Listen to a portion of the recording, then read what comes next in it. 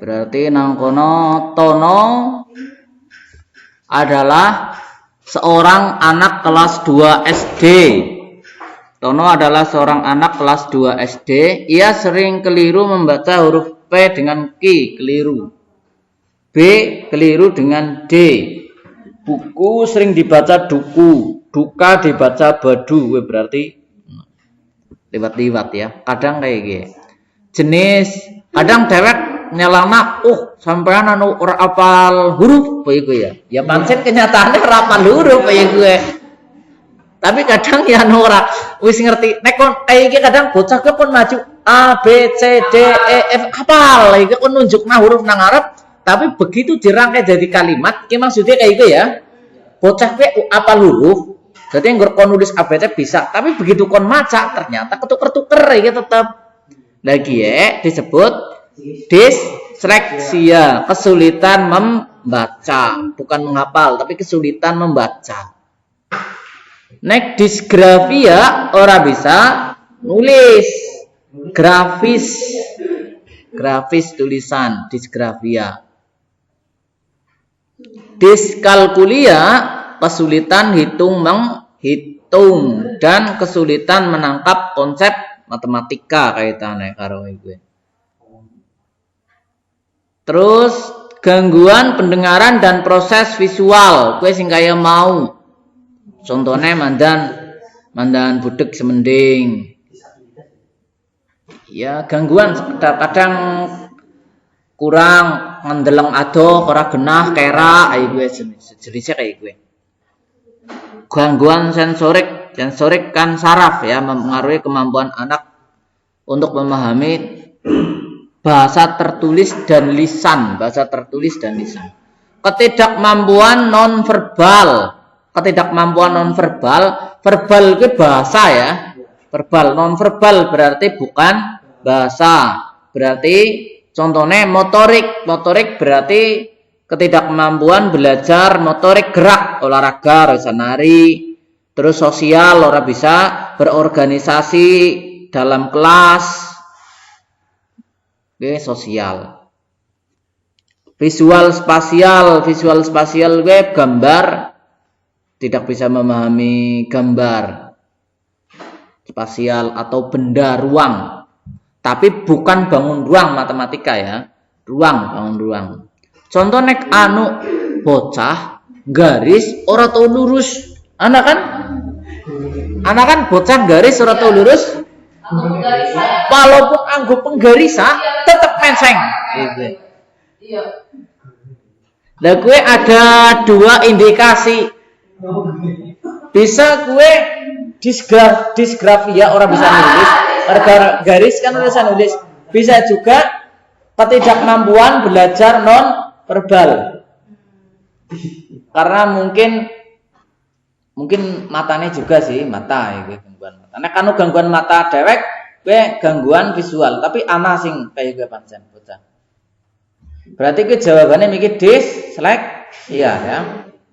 Nomor 11, seorang guru evaluasi. Maksudnya seorang guru mengadakan evaluasi ya, tambahi. Mengadakan evaluasi mengacu kepada indikator kayak gue tulisannya salah. Gue maksudnya anu di K ya, maksudnya nang komputer begitu tek spasi kadang berbeda. Ora tek cek maning. Jadi mengacu pada indikator dan tujuan pembelajaran yang sudah dirancang di RPP. Apa bedanya indikator karo tujuan pembelajaran? Indikator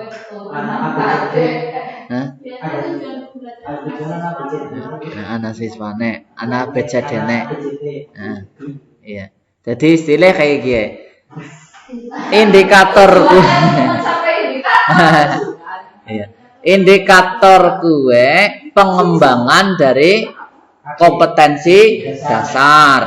Jadi, tujuan pembelajaran pengembangan dari indikator. Satu indikator bisa memiliki lebih dari 2 tujuan pembelajaran. Tapi satu tujuan pembelajaran pasti harus memiliki 1 indikator. motivator. Karena dia hanya pengembang. Evaluasi tersebut bertujuan memperbaiki, meningkatkan proses belajar mengajar. Evaluasi yang tepat, jadi tujuannya nang kene memperbaiki dan meningkatkan proses ya. Memperbaiki dan meningkatkan proses. Ini kan wis sing masalah kapan waktune sumatif dilaksanakan? Sumatif dilaksanakan kapan?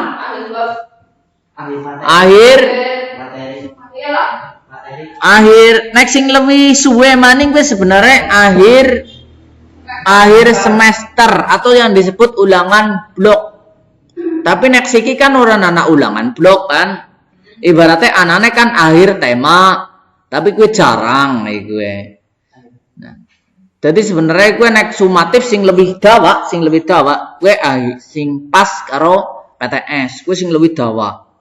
Dan nek sing aben mulang dites kan penilaian proses pembelajaran per hari, gue lebih disebut evaluasi formatif. Ya. Berarti jawabannya iki evaluasi formatif ya sementara ya. Tapi pertanyaannya angger ulangannya per KD ke sumatif apa formatif? Formatif. Per KD. Nexum, gampangannya nexum gue gabungan beberapa KD istilahnya. Nek ulangan blok berarti dia termasuk sumatif ya. Tapi nek hanya mengkhususkan pada KD tertentu, proses pembelajaran tertentu, berarti dia formatif. Ya model buku UT kan itu ya. Jadi nang-kanang kok anggar formatif, berarti setiap selesai pembelajaran kan nang-kanang nang buku UT ditulis anu tes formatif gue. Nang modul-modul UT. Engko setiap berakhir bab mbene kabeh setelah bab selesai evaluasi sumatif. Evaluasi diagnostik gue hanya untuk melaksanakan, untuk mengecek kelemahan siswa dan penyebabnya.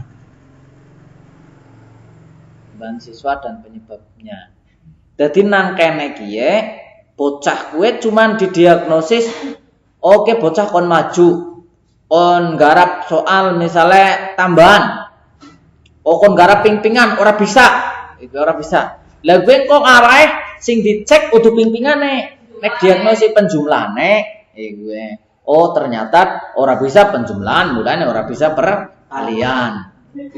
Jadi sing didiagnostik gue. Evaluasi penempatan, gue penempatan siswa untuk program tertentu.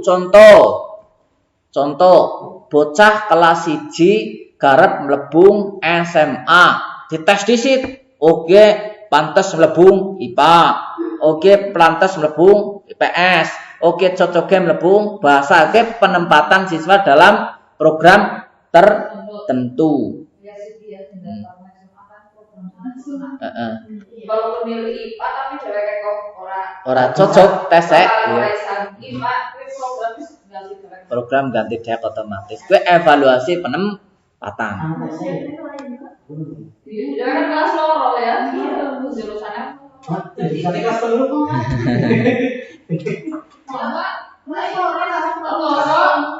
Ya ora dhuwurku kuwi kelas 3 pancen. Dhuwurku kelas 3.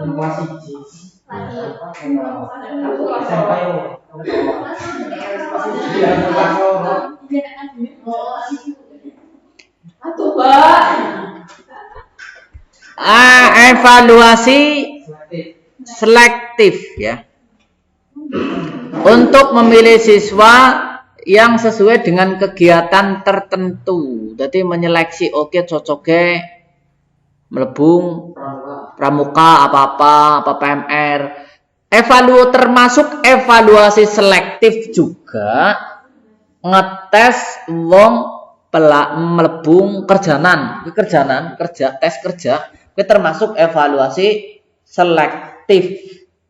Termasuk evaluasi selektif juga cap ASN.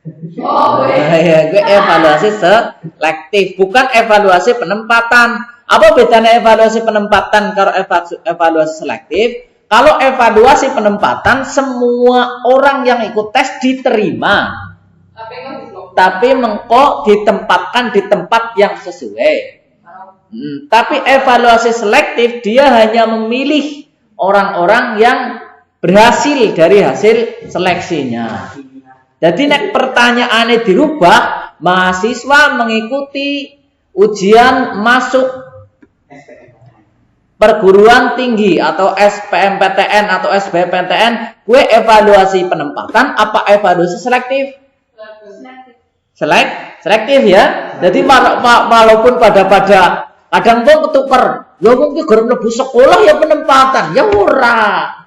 Masalahnya ora diterima kabeh, itu maksudnya. Iki cara bedakna sing penempatan karo selektif. Selektif gue dipilih, diseleksi. Nah, karena untuk tambah keterangan, fungsi evaluasi formatif mengetahui apakah siswa sudah memahami materi atau belumnya. Jadi mengecek pemahaman siswa. Terus membantu guru untuk menentukan cara mengajar. Oh, nek cara mengajar iki wis salah, esuk diganti. Cara mengajar ke model atau metode? Cara mengajar ke model apa metode? Cara mengajar, model apa metode? Cara mengajar, model apa metode? Cara mengajar.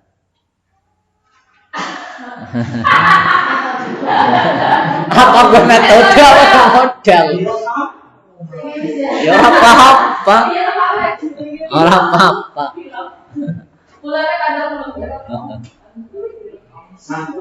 Orang nek metode kan biasanya sing diomong ceramah. Terus simulasi, jenisnya kayak gue ya. Tanya jawab. Berarti ke cara mengajar berarti lebih mengarah metode. Nek model kayak bahasa role playing. Discovery learning, based problem based learning. Nah, akeh sing liyane maning. Nek pertanyaane Paikem model belajar atau metode belajar? Model pembelajaran ya. Paikem, Pakem gue model pembelajaran. Berarti jawabannya fungsi evaluasi formatif. Nomor 12. Pada awal tahun, ini diomongna wis ki ya. Ini berarti jawabannya evaluasi penempatan. Niki evaluasi selektif wis diomongna ya. Bedanya sing karo penempatan gue nek seleksi hanya dipilih yang lulus dari tes saja. Tes peserta lomba selektif atau penempatan? Lomba apa baik? Selektif atau penempatan? Selektif. Nomor 13 ya, nomor 13. Seorang guru memberikan tugas untuk membuat lampu lalu lintas sederhana secara berkelompok. Tugas tersebut harus diselesaikan dalam waktu 1 minggu. Jadi nangkene sing kudu di garis bawah, dia membuat lampu lalu lintas. Berarti menghasilkan produk ya. Nek menghasilkan produk dalam jangka waktu tertentu, berarti gue disebut penilaian proyek. Penilaian kinerja gue apa sing dinilai? Penilaian kinerja gue hasil kerja, proses prakteknya. Contoh ujian praktek gue jenengane proses kinerja. Instrumen alat penilaian ya. Instrumen alat penilaian gue daftar cek. Oke, bisa melompat dhuwur. Nyanyi contohnya misalnya daftar cek suarane lantang, terus pengucapan jelas. Nah, gue jenengane daftar cek. Jadi ciri-ciri penilaian kinerja dalam instrumen dan peralatannya loro. Dadi ana daftar checklist karo skala penilaiane. Ki nang buku Kurtilas bagian buri ana ya biasanya ya. Ana penilaian proses. Penilaian kinerjane kenang kono. Dicek. Instrumen penilaian. Dewek kadang-kadang bingung. Apa sih instrumen penilaian gue? Nah, ini gue kok kadang asing. Instrumen gue alat sing nggo biji. Alat sing nggo biji ya gue niki daftar cek skala penilaian. Nek anu instrumen penilaian kur evaluasi biasa instrumennya ya kur kunci jawaban. Soal kunci jawaban gue instrumen penilaian langsung. Gue instrumennya. Instrumen nekne penilaian portofolio. Portofolio ke kumpulan karya peserta didik selama kurun waktu tertentu. Jadi nangkene kata kuncine kumpulan, anak kumpulan, sekumpulan. Misalnya setahun, oke portofolio. Portofolio guru wujudnya apa? Portofolio guru wujudnya apa? Portofolio guru. Gemen kan anak, huruf sertifikasi ngumpulna portofolio. Portofolio ini guru wujudnya apa? Sertifikat. Terus RPP jane termasuk kudu. Nek anu digawe nang guru ke termasuk ya, termasuk. RPP terus TK ke termasuk portofolio. Portofolio guru ya. Nek portofolio siswa tentunya misalnya gambar atau karya apa sing dikumpulna ya. Jadi wong ki kadang terpancang portofolio ya kudune diwadahi map. Lalu ngasih mobil. Masa kudu mapi iki lho. Nah, ge wong sering salah konsep portofolio, gue ora kudu wujude kertas gitu. Karena dia kumpulan karya. Lah nek kipas, ya kipas cilik anggar kipasnya kayak ilir kan orang dileboken nah iki. Penilaian antar teman gue berarti teman ke biji batirek. Dia biasanya untuk menilai sikap ya, penilaian sikap. Nah, penilaian diri sama, penilaian diri ke bisa untuk menilai sikap, bisa juga untuk menilai mapel. Wah, nyong ketone bisa kayak pelajaran kita biji 100 lah. Biji dewek kayak maksudnya. Bocah biji dewek, tapi kan dewek orang tahu kan mengadakan penilaian diri.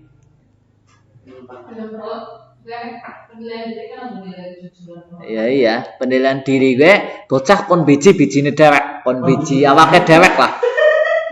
Nang pelajaran gue mampu apa ora iki maksudnya. Tapi dengan adanya penilaian diri justru biasanya bocah ke dadi lebih tertantang kayak gitu. Kok biji awakmu dewek 100 jel sing kita tes iki lah kan dadi pas saya wis biji awak dewek 100 angger kon maju nyong ora bisa. Kadang-kadang bocah kayak gue. Ada rasa gengsi gitu ibaratnya. Nah, ini ngesuk bisa dijajal penilaian diri. Iya. Atas genteng ya. berarti sing kelas yang ditingkat ya. Berarti ke penilaian proyek ya, penilaian proyek. Ciri-ciri penilaian proyek nang kono ada hasilnya dan ada jangka waktunya ditugaskan. Nomor 14. Jadi nangkene teks pidato bocah kon maju pidato terus dibiji seru. Sesuai konteks permasalahan. Cara mengucapkannya bener itu ya checklist daftar penilaian. Berarti dia penilaian kinerja. Nomor 15 ya. Jika seorang guru akan mengadakan penilaian terhadap siswa, maka penilaiannya harus terencana. Terencana gue berarti kapan dilaksanakan nang RPP ana lah. Menyatu dengan kegiatan pembelajaran. Menyatu artinya sawise pembelajaran selesai, dewek langsung evaluasi idealnya. Tapi kenyataannya setelah pembelajaran selesai, pembelajaran maning masih numpuk. Esok evaluasinya terakhir bocah orang mudang. Kadang-kadang ya gue. Dan berkesinambungan artinya berkelanjutan. prinsip penilaian tersebut nek objektifnya tidak dipengaruhi oleh faktor seneng ora senenge sing biji. Oh, seneng areng bocah kae. Oh, kayak biji 100. Ora seneng subjektivitas biji 50 kayak gue. Kayane biasane bodoh ya ora mungkin bisa. Lah gue termasuk sudah subjektif. Ibaratnya menjustif bocah kan pelajaran semester 1 bodoh banget bocah. Masa iya ke semester loro dadakan pinter, kayak mesti nyontoh ya gue. Ini jenengannya sudah tidak objektif. Kadang dewek meragukan bocah kayak gue. Padahal anak itu punya potensi untuk berubah. Tapi kadang dewek subjektif dalam hal itu, bukan subjektif. Kadang dewek sih orang subjektif ibaratnya ora seneng ngaring bocah kayak terus dibiji elek ora. Itu biasanya subjektif gue jarang lah. Kecuali wong sing wis memiliki dendam kesumat lah gue beda maning. Tapi jarang.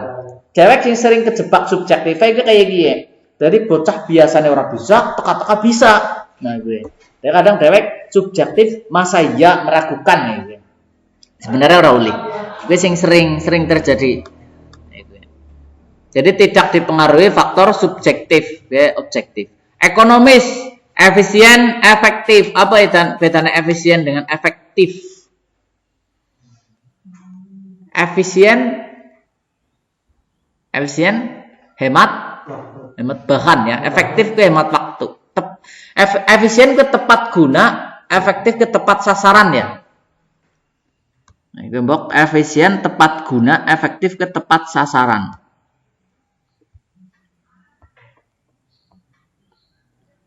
Gunanya ki bingung lah.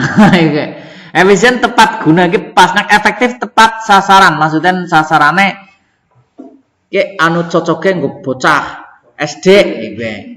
Prakteknya berarti pas nggo bocah SD iki. Oh ki cocoke misalnya wingi ya, picture and picture iki.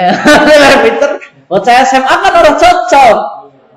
Kaya nggo gaplek iki nggo remi, picture and picture. Tepat guna berarti mengalami tujuannya ya? Iya, tujuannya ke pas tepat guna. Ki ibaratnya pembelajaran pidato anggo picture and picture ya ora tepat guna.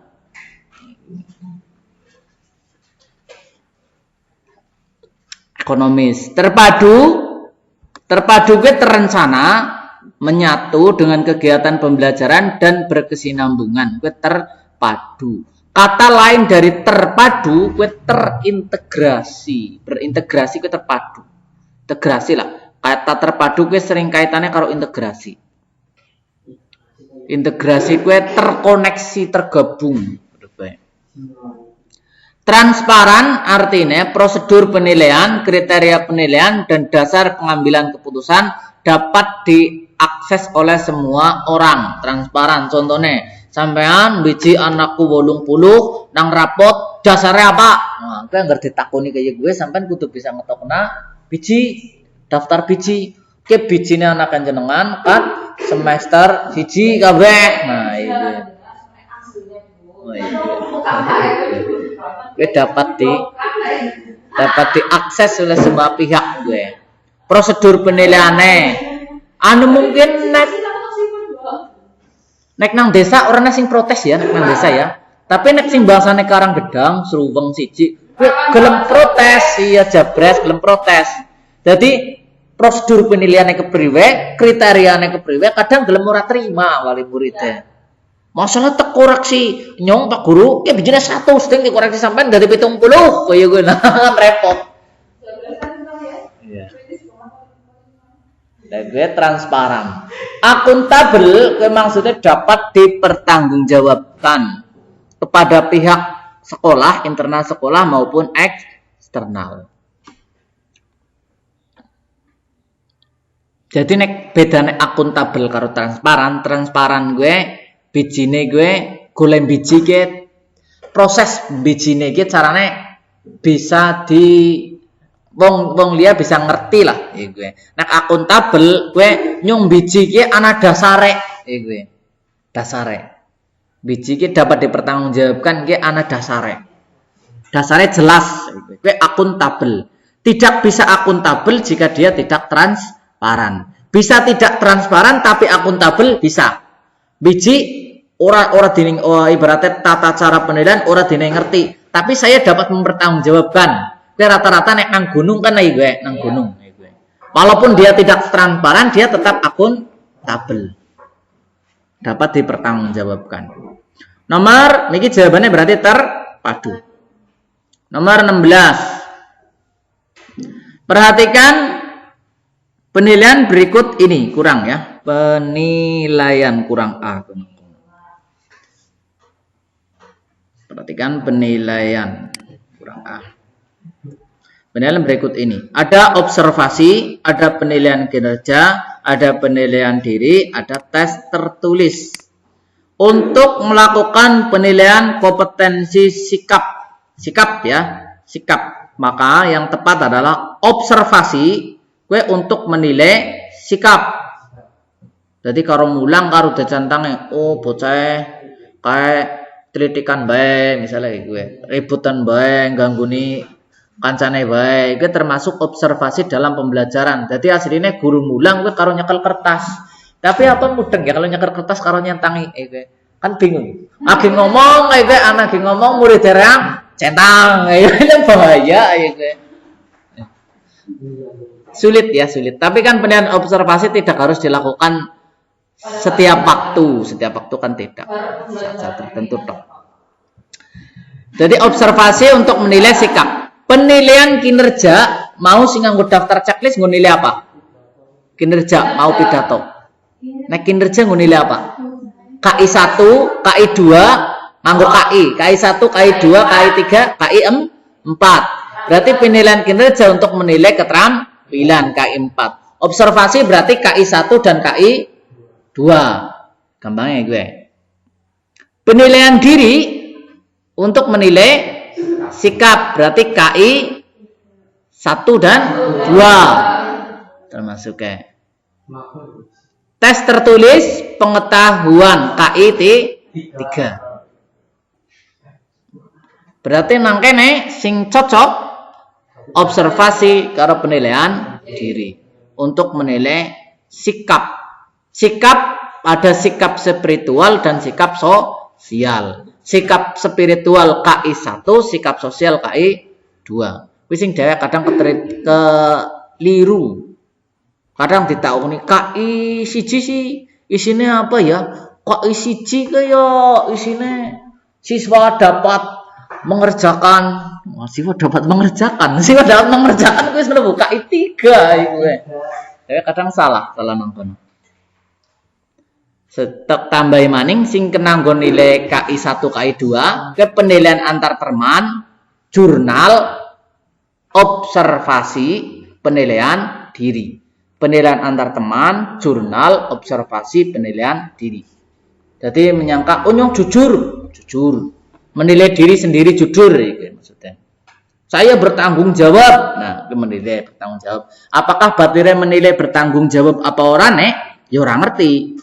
Penilaian diri itu orang yang menilai, orangnya anaknya, penilaian teman batire, jurnal ki guru sing nilai.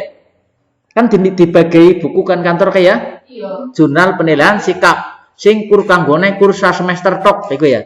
Mas semester lorone entong orang anak. Angger kan jenengan nganggo semester lorone ora bisa tinggo, masalahnya tinggo semester sitok rampung. Observasi selama pembelajaran.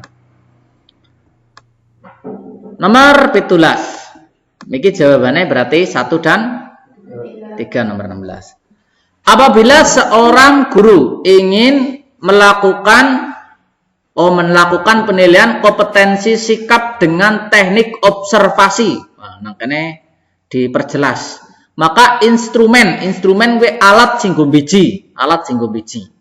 Apakah daftar jawaban? Ora ya. Daftar cek? Ya. Tes lisan? Ora ya. Tes lisan gue ranah pengetahuan. Daftar cek ya observasi. Bisa juga nggo penilaian kinerja. Ya. Daftar cek miki penilaian kinerja bisa juga observasi. Catatan pendidik ya Iya betul. Catatan pendidik kue jurnal. Bukan observasi. Bukan, jurnal. Jurnal ki nyatet bocah ke. Bo anak ini kayak misalnya sing sering. Pada hari tanggal 6 Juli 2016 anak ini berhasil menolong nenek-nenek di jalan. Itu termasuk jurnal. Atau menolong temannya yang jatuh dari atap kelas. Itu jurnal. Jadi jurnal itu catatan untuk kejadian-kejadian penting. Biasanya kan itu yang spesial. Orang setiap dina ditulis kepek biasanya. Yang spesial. Besil yang besil sing spesial. Nek besil sing biasa ora dicatat ya biasanya. Catatan pendidik kuwi jurnal. Bedane karo observasi kuwi miki. Observasi kuwi singkat. Jadi nang kono singkat, tidak instrumennya singkat. Berarti daftar checklist dengan skala penilaian. Singkat. Centang lalu lanjutnya. Berarti nang kono sing masuk observasi gue daftar cek dan skala penilaian. Dalam observasi kita tidak menuliskan yang panjang karena waktu observasi itu yang sempit. Jawabannya ana ora, Pak? Iya jawabannya gue. Jadi sing nganggo jurnal gue daftar cek sing bener ya nek ora jawabannya yang kok ditulis. Daftar cek dengan skala penilaian. Jadi daftar cek dan skala penilaian ya sing observasi. Diganti sing di gue sing ora apa-apa. Daftar cek. Gantine sing Daftar cek ya. Sing diganti daftar cek atau skala penilaian.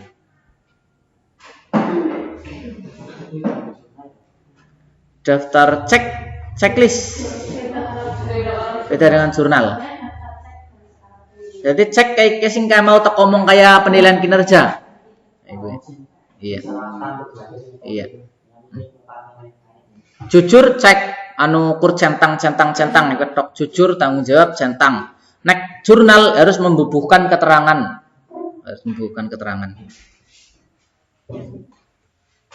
18 penelitian yang dilakukan ya mlebu PTK ya, penelitian yang dilakukan oleh guru bersifat reflektif dengan melakukan serangkaian tindakan untuk memperbaiki pembelajaran di kelas merupakan pengertian dari jelas PTK gitu ya. Masa guru tidak koni liane kan orang mungkin.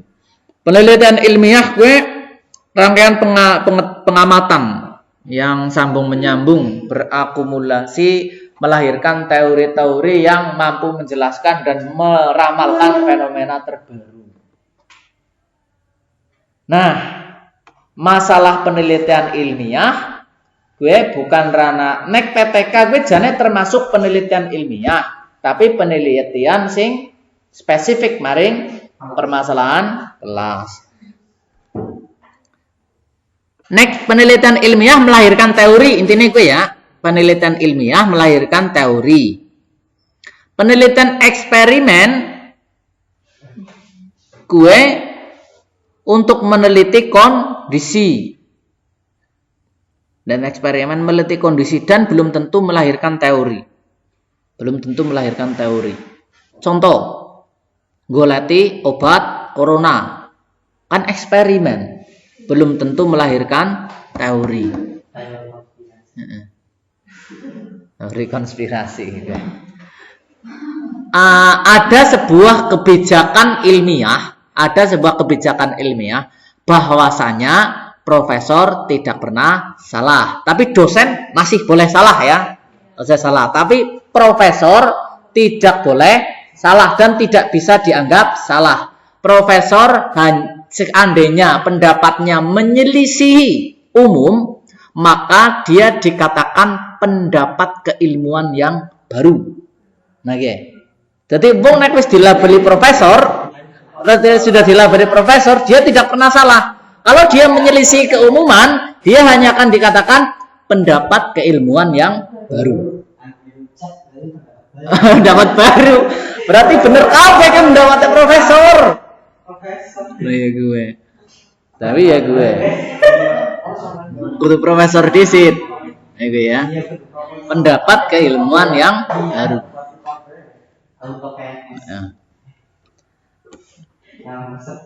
Ya. Nek profesor, nek dosen masih bisa disalahkan. Tapi syaratnya nyalahna dosen ya profesor disit. Ya. Profesor disit gue. Jawabannya apa gue? Penelitian tindakan kelas wis ya. Nomor 19. Perhatikan perbandingan berikut antara PTK dan non PTK. Sing bener sing dijaluk ya. Nomor 1. Fleksibel terhadap sumber penelitian. Fleksibel gue maksudnya sing diteliti gue garap sekelas 20, garap sekelas selikur, garap ana lanang wadone, garap suku Jawa kabeh, garap campur aduk, gue ora penting. Sing penting ana nang kelas gue ya gue sing diteliti. Gue fleksibel. Tapi nek non PTK dia harus sampelnya itu harus jelas. Apa lanang tok, apa wadon tok, apa anake wong sugih tok, apa anake wong sing menengah tok. Gue non PTK. Jadi gue. Jadi untuk meneliti tingkat tingkat keberhasilan pembelajaran pada anak pejabat, gue bisa termasuk non PTK karena sampelnya itu terkotak gue. Tapi naik PTK kan garap nang kelas gue anaknya pejabat, garap anaknya pedagang, garap anaknya presiden kan tetap baik pada. Gue dimaksud fleksibel dan tidak fleksibel. Sing A berarti iya ya, sing A ya. Nomor loro, tidak menggunakan analisis statistik yang kompleks. Bener, karena orang nganggo margin of error. Masa nggo PTK sekelas, menang kelasku ana margin of error. Pira papat tiga orang bisa nulis ora bisa maca ya, tidak bisa digolongkan margin of error. Gue iki dimaksud margin of error kesalahan iki ora. Gue iya nomor loro. Nomor 3. Dapat memperbaiki proses dan pembelajaran secara langsung. Bisa para PTK? Bisa ya. Nek non PTK tidak dapat memperbaiki praktek proses pembelajaran secara langsung. Maksudnya kayak gini. Dua penelitian ini sama-sama meneliti pembelajaran di kelas. Tapi satu PTK, satu tidak. Maksudnya utuh perbandingan. Dia PTK meneliti pembelajaran di kelas, dia meneliti corona utuh. Ya ada dua penelitian, satu disebut PTK, dua non PTK, itu maksudnya gue. Tapi sama-sama mempelajari tentang pendidikan. Dua penelitian ini memiliki dua perbedaan. Nomor 3, B ya, bener ya. Nek anu sing non PTK tidak dapat memperbaiki praktek dan proses pembelajaran secara langsung. Karena apa? Karena niki sampel yang diambil belum tentu sama dengan yang ada di dalam kelas yang diajar oleh guru tertentu. Karena sampelnya terkotak. PTK-nya diarahkan pada generalisasi. Maksudnya? Diarahkan pada generalisasi maksudnya apa? Maksudnya PTK ini misalnya kelasnya STAD, barang kelas dia dijadikan STAD berhasil. Ya, gue jenenge spesial ya. Spesial. Berarti nek PTK gue spesialisasi bukan generalisasi. Berarti nomor 4 salah. Lawannya generalisasi gue spesialisasi. Berarti kebalik ya. Sing non PTK diarahkan pada generalisasi. Kenapa diarahkan pada generalisasi? Karena non PTK itu diarahkan untuk mendapatkan sebuah konsep keilmuan yang menyeluruh. Konsep keilmuan yang menyeluruh. Sedangkan nek anu PTK kan hanya sekedar untuk memperbaiki pembelajaran saya di kelas saya tahun ini. Gue. Nek tahun ngarep ora bisa, ya PTK-nya direvisi. Gue. Tapi nek non PTK kan revisine suwe. Maksudnya PTK revisinya suwe, non PTK. Masalah ya gue mikir pendapat keilmuan baru kadang sing mengadakan non PTK kan profesor. Dosen LPMP sing mengadakan penelitian gue non PTK, walaupun sing diteliti kelasnya jenengan tetap non PTK. Dosennya sampean misalnya nang nggon kuliah, lah kayak biasanya kan meneliti kelas orang lain, oke bisa termasuk ya bisa dimasukkan ke PTK jika nanti benar-benar sampelnya adalah sampel di kelas itu dan permasalahannya spesifik. Nomor 5, masalah berdasarkan kasus yang dialami guru. Nah, masalah kan bener PTK. Masalah berdasarkan penelitian orang lain. Nah, contoh kayak gini. Jenengan dua masalah tentang di kelas, jenengan orang bisa menyelesaikan, terus jenengan konsultasi maring dosen LPMP atau dosen LPTK atau dosen nggon kuliah. Penelitian yang dihasilkan oleh sang dosen dengan Anda PTK atau non PTK? Ulang ya. Jenengan mulang, gagal. Dicoba berbagai metode, gagal. Terus jenengan konsultasi ke dosen. Ke masalahnya masalah kayak mulang IPA gagal baik. Mulang bagaimana cara kerja mata gagal baik. Jenengan konsultasi maring dosen. Dosen tersebut memberikan langkah-langkah cara pengantisipasian masalah dan membentuk disuruh menulis PTK-nya. Dan gue sing dihasilkan PTK apa bukan PTK? PTK. Tetap PTK ya? Iya. Mengapa bisa disebut PTK? Karena berdasarkan kasus yang dialami oleh guru. Ciri PTK. Tapi nek kasusnya bukan guru, masalah yang berdasarkan penelitian orang lain, misalnya kayak gini. Jenengan dua PTK itu diwaca nang wong liya. Oh, ki ana kasus kayak gini. Nah, nyong tak gawe penelitian maning, tak jajale nang SD liyane. Lha kuwi bisa jadi itu non PTK. Jadi tidak berhasil. Jadi nek jenengan mengadakan sebuah penelitian kayak gue urutannya. Berarti sing salah nomor Papa. Salah kabeh gue berarti. Ora ya? Berarti jawabannya sing 1 2 3. Nomor 20 ya. Nomor 20. Perhatikan tabel berikut jenis-jenis PTK.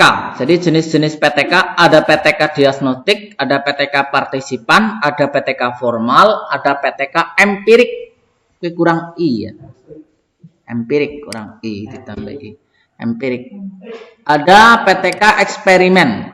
PTK diagnostik gue dirancang untuk menuntun peneliti ke arah tindakan tertentu. Jadi carane ganti cara mulange.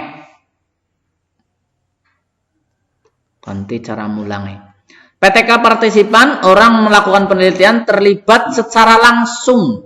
Jadi sing neliti jenengan terlibat secara langsung dalam proses penelitian sejak awal sampai akhir.